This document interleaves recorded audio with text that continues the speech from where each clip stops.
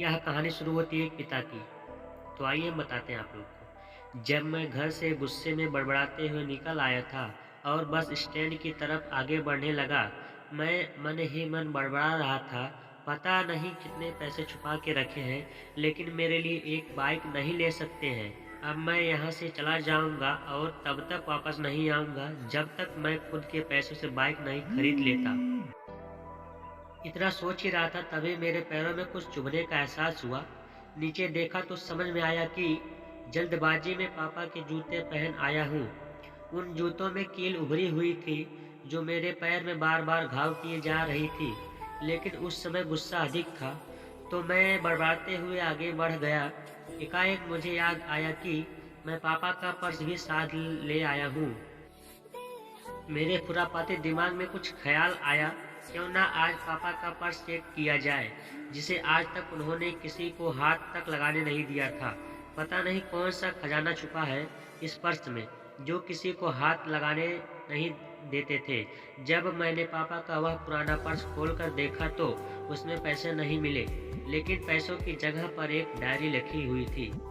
तब मैंने सोचा, ओह, तो यहाँ खजाना छुपा रखा है।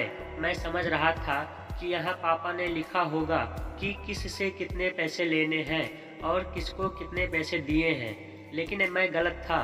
जब मैंने उस छोटी सी डायरी का पहला पेज खोलकर देखा तो वहाँ पर जो लिखा था वह थोड़ा सीरियस कर देने वाला था।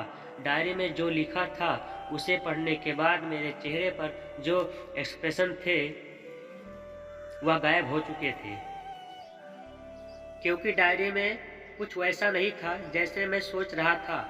वहाँ पर उन पैसों का हिसाब लिखा हुआ था जो अलग अलग कामों के लिए अलग अलग लोगों से उधार लिए गए थे।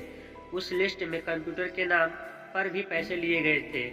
कुछ यूँ लिखा था, 50,000 बेटे के कंप्यूटर के लिए। यहाँ वही कंप्यूटर था जिसे मैं आज तक यूज कर रहा था, लेकिन मुझे यह पता नहीं था उस कंप्यूटर को खरीदने के लिए पैसे कहाँ से लाए थे। लेकिन आज पता चल रहा था। मुझे आज भी याद है जब मैंने पहली बार कैमरे के लिए जिद की थी, जो मेरे पापा ने मुझे 2 हफ्ते बाद मेरे बर्थडे पर लाकर दिया था, जिसे देखकर मैं बहुत खुश हुआ था। और मुझे खुश देखकर मुझसे कहीं ज़्यादा अगर कोई खुश था तो वो हमारे पिताजी थे। अब मेरे चेहरे से गुस्सा एकदम गायब हो चुका था। जब मैंने आगे का पन्ना पलटा तो वहाँ पर कुछ विशेष यानी इच्छाएं लिखी हुई थी। पहली जो विश थी उसमें लिखा हुआ था, अच्छे जूते पहनना। यह बात मेरी कुछ समझ नहीं आई। तभी मेरा पाँव अचानक सड़क पर भरे हुए पानी पर जा पड़ा और तभी मेरे पाँव में कुछ गीलीपन का एहसास हुआ। जब मैंने जूता उतार कर देखा तो उसका तला टूटा हुआ था। यह देखकर मुझे डायरी में लिखी बात याद आ गई। तभी मुझे माँ पापा की कही बातें याद आ रही थी कि कैसे माँ जब कह रही थी पापा से, अब तो जूते पुराने हो गए हैं, नए ले लीजिए, तो पापा अक्सर यह कहकर टाल दिया करते थे, जूते अभी और चलेंगे। अभी कुछ दिन पहले तो लिए थे। मुझे आज समझ आ रहा था कि कितने दिन और चलेंगे। साथ ही साथ यह भी समझ आ रहा था कि पापा पर्स को क्यों छुपा कर रखते थे।